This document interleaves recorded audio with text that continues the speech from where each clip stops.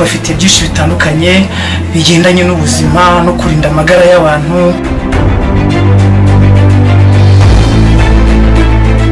Bakoresheje ibimera kandi banivura.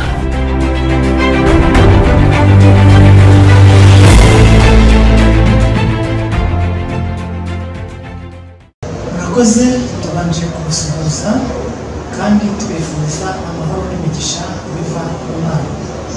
Tubifurije ikaze kandi tubakundira ukuntu dukurikirana, tubakundira ukuntu mukurikirana ibiganiro byacu buri munsi ndetse mukashyiraho mukaduha na komenti, mukatwandikira, mukadusobanuza, mutugisha inama z'ubuzima uburyo tugomba kwirinda indwara zitandukanye kandi tukazirinda dukoresheje ibimera naturel. Jewe ubasuje nitwa Eric Abizera, nkaba nkora muri KUNDUBUZIMA Health.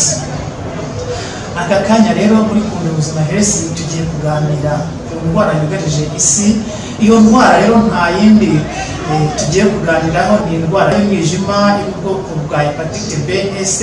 Ni indwara mbi cyane, ni indwara mbi ku buryo nabona ukuntu ivuga. Hano muri KUNDUBUZIMA Health rero dukunda kwakira izo kesi z'abantu bafite ibibazo bya hepatite B, bakatubwira bati mbese burya hepatite B ibasha kuvurwa cyangwa ntivurwa zifite.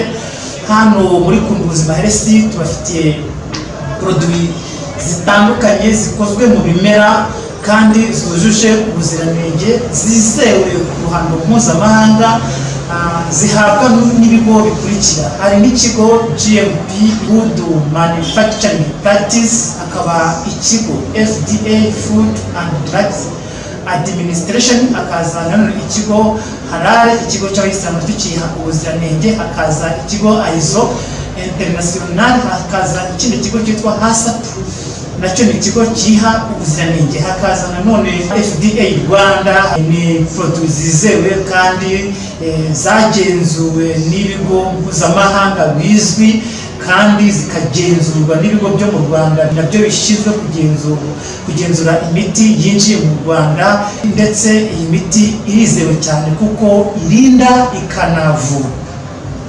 Rero hano tubafitiye produit naturel rero nk'uko twababwiye, zikora mu buryo bw'imiti, zirinda kandi zikanavura. Izi produit zivura indwara y'umwijima yo mu bwoko bwa hepatite B.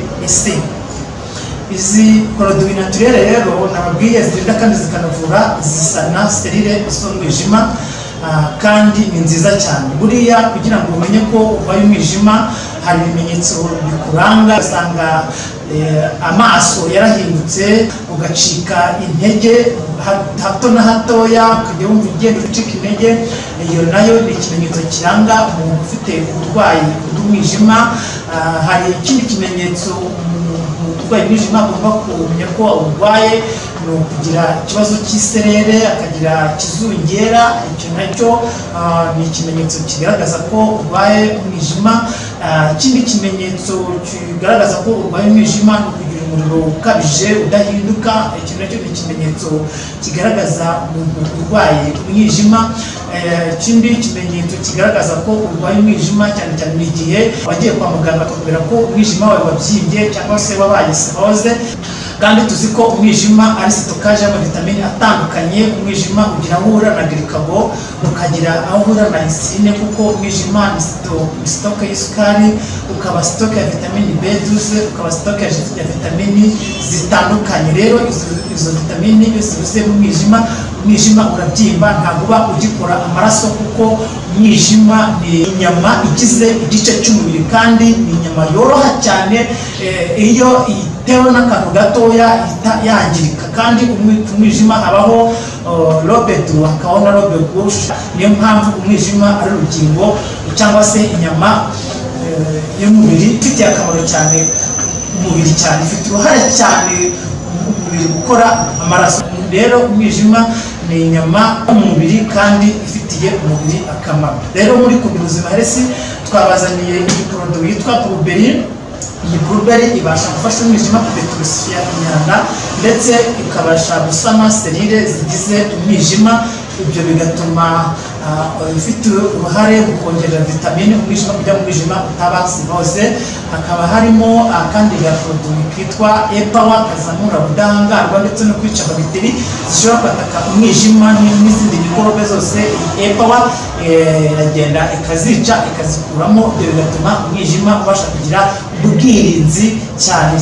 Hakaza iyindi produit yitwa livagini ishinzwe kugenda igakura ibinure biba byarahomye ku mwijima ndetse no kongera gutuma izo lobe droit na lobe gauche zibasha gukora, ibyo bigatuma umwijima ubasha gukora neza kandi mu buryo bwiza, umuntu akumva adacika intege, atagira iserere, atagira ibirenge, yumva mbese ameze neza. Hakaza iyindi produit yitwa Resitini rero yo ikintu ikora igenda yo na epawa na kodisepsi bigenda bigiye kurwanya kanseri, yaba kanseri y'umwijima. Ibyo bituma umwijima ubasha kugira ubudahangarwa ndetse umwijima ukabasha gukira, kuko imiti ibasha gusana serire zigize umwijima kandi umwijima ugakora neza. Iyi miti ntabwo igirana interaction n'imiti yo kwa muganga hasanzwe, kuko biragendana. Mu gihe wenda umaze gufata imiti yo kwa muganga,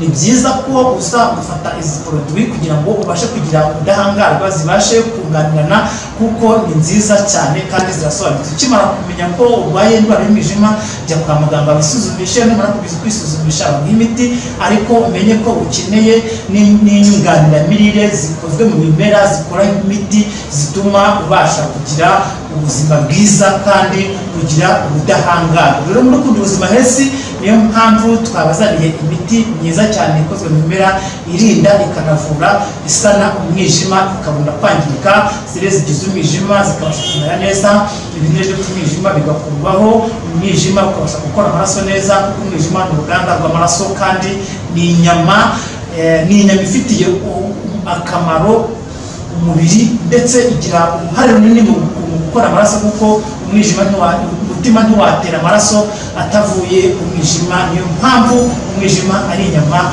y'ingenzi mu mubiri w'umuntu. Rero ni byiza ko uyikeneye waduhamagara tukayikugezaho, cyangwa se ukadusanga ku kazi ku na 682 mu kigo KUNDUBUZIMA Health Care. Kwita ku magara yawe ni inshingano zacu.